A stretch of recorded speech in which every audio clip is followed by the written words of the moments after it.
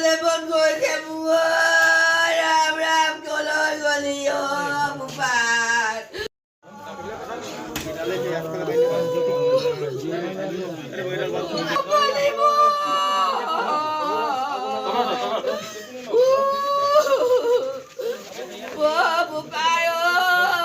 তিতাবৰৰ মেলামাটি গাঁও পঞ্চায়তৰ অন্তৰ্গত খাৰখোৱা গাঁৱৰ মাধৱ গগৈ আৰু অনিল গগৈ দুইজনেই সহোদৰ ভাতৃ। মাধৱ গগৈৰ পুত্ৰ অচ্যুত ৰঞ্জন গগৈ গোৱাৰ হাউচকিপিং নামৰ এটা কোম্পানীত সিকিউৰিটি গাৰ্ড হিচাপে কাম কৰিছিলে আৰু অনিল গগৈৰ পুত্ৰ পাপু গগৈ তেওঁ পাৱাৰ গ্ৰীণ এটা সিকিউৰিটি কোম্পানীত কাম কৰিছিলে। দুইটাই কোম্পানী ওচৰা ওচৰি।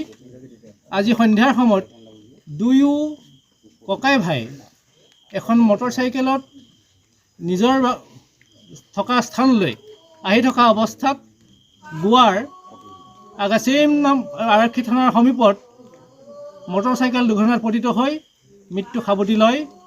এনে কৰুণ আৰু মৰ্মান্তিক ঘটনাৰ সংঘটিত হোৱাৰ বাতৰি তৎমুহূৰ্ততে আমাৰ অঞ্চলত বিয়পি পৰিলে। পাপু গগৈৰ পিতৃ অনিল গগৈ তেওঁ পুত্ৰ শোকত তেওঁক আচলতে মানসিকভাৱে আঘাত পাই নিজৰ স্বইচ্ছাই মৃত্যু সাৱটি ল'ব লগা হ'ল।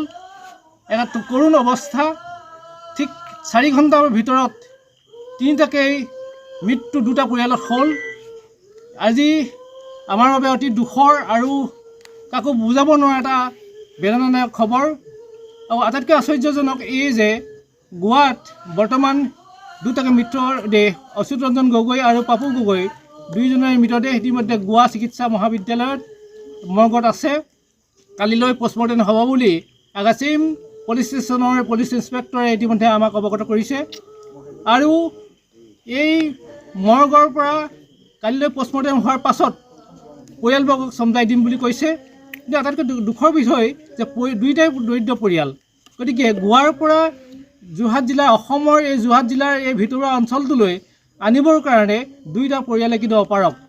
মই আশা ৰাখিছোঁ যে এই গোৱাৰ পৰা তিতাবৰৰ এই খাৰখোৱা গাঁওখনলৈ দুইটা দৰিদ্ৰ পৰিয়ালৰ এই চোতাললৈ এই দুটা সন্তানক দুইজন যুৱকক আনিবৰ কাৰণে মই তিতাবৰ বিধানসভাৰ সমষ্টিৰ বিধায়ক মাননীয় ভাস্কৰজ্যোতি বৰুৱা ডাঙৰীয়া, আমাৰ যোৰহাট লোকসভা সমষ্টিৰ সাংসদ তপন কুমাৰ গগৈ ডাঙৰীয়া আৰু অসমৰ মাননীয় মুখ্যমন্ত্ৰী হিমন্ত বিশ্ব শৰ্মা ডাঙৰীয়াক অনুৰোধ জনাইছোঁ যাতে দুয়োটা পৰিয়ালক যাতে তেওঁলোকৰ এই মৰ্মান্তিক ঘটনাৰ দুখৰ সমভাগী হৈ মৃতদেহ দুটা অনাৰ ব্যৱস্থা কৰি দিব পাৰে। প্ৰতিটো ৰাজনৈতিক দলে বজাইছে নিৰ্বাচনী ৰণদংকা। বিজেপিৰ নিৰ্বাচনী ইস্তাহাৰত জনতাৰ বাবে আছে কি? কংগ্ৰেছ আৰু বিৰোধীয়ে জনতাক দিছে কি কি প্ৰতিশ্ৰুতি? AIUDF ফেক্টৰ হ'ব নেকি এইবাৰৰ নিৰ্বাচনত?